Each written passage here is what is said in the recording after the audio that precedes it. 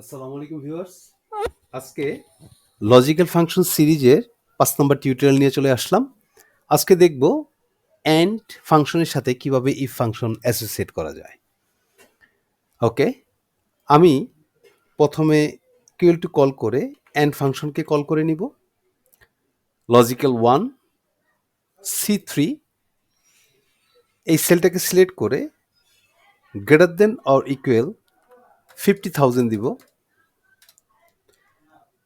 এবং logical 2 D3 greater than or equal 60,000 এবং E3 greater than or equal 40,000 bracket close. এখানে আমি কি পেলাম?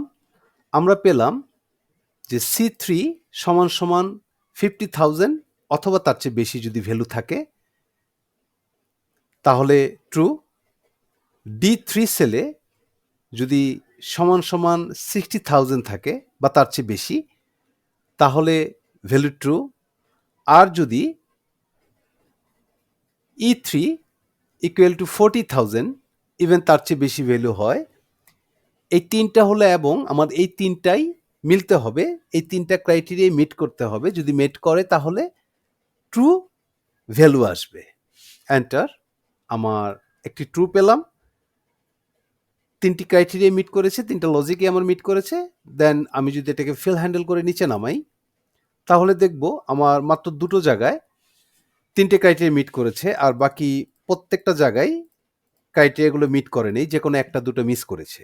আমরা যদি একটু দেখি তাহলে দেখব এখানে 50,000-এর বেশি আছে, এখানে 60,000-এর বেশি, এখানে 40,000-এর বেশি।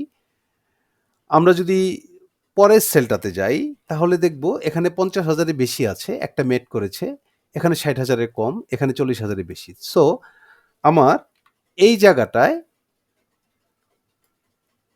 একটা ক্রাইটেরিয়া মেট করেনি, তার জন্য ফলস চলে আসছে। অ্যান্ড এর ব্যাপারটাই হলো আমার এটা এবং এটা এবং এটা, মানে প্রত্যেকটাই এবং, মানে এই তিনটাই আমার চাই, বা চারটা বা পাঁচটা লজিক সবগুলোই আমার প্রয়োজন। ওকে, এখন দেখব এই ট্রু আর ফলস যে আসলো, আমি এখানে ট্রু আর ফলস চাচ্ছি না। এখানে কি চাচ্ছি?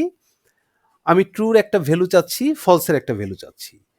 যদি ট্রু হয় তাহলে ইনসেন্টিভ, আর যদি ফলস হয় তাহলে নো ইনসেন্টিভ। আমি এই দুটা মেসেজ এখানে চাচ্ছি। দ্যাট মিনস প্রত্যেকটা লজিকের অবশ্যই একটা ভ্যালু থাকতে হবে, ট্রুর একটা ভ্যালু থাকবে, ফলসের একটা ভ্যালু থাকবে। তো আমরা জানি ইফ ফাংশনে value if true, value if false বের করা যায়।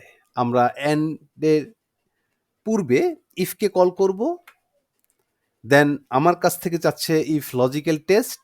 আমার অ্যান্ড ফাংশনে যে রেজাল্টটা বেরিয়েছে এখানে ফলস ট্রু ফলস, এটাই হলো আমার লজিক্যাল টেস্ট। দেন কমা, সিনট্যাক্স চাচ্ছে আমার ভ্যালু ইফ ট্রু, যদি ট্রু হয় তাহলে কি ভ্যালু হবে। আমি ডাবল কোট কল করব, করে এখানে লিখব ইনসেন্টিভ, কমা, যদি ভ্যালু ইফ ফলস হয় তাহলে এই ফলসের জায়গায় কি হবে, কি ভ্যালু হবে। আমি লিখে দিব no incentive, double quote close, bracket close, enter. আমি এটাকে ফিল হ্যান্ডেল করে নিচে নামাবো। তাহলে এখানে কি হলো, যে যেখানে ট্রু ছিল যে দুটা জায়গায় সেখানে ইনসেন্টিভ হয়ে গেল, আর যেখানে ফলস ছিল সেখানে নো ইনসেন্টিভ চলে আসছে।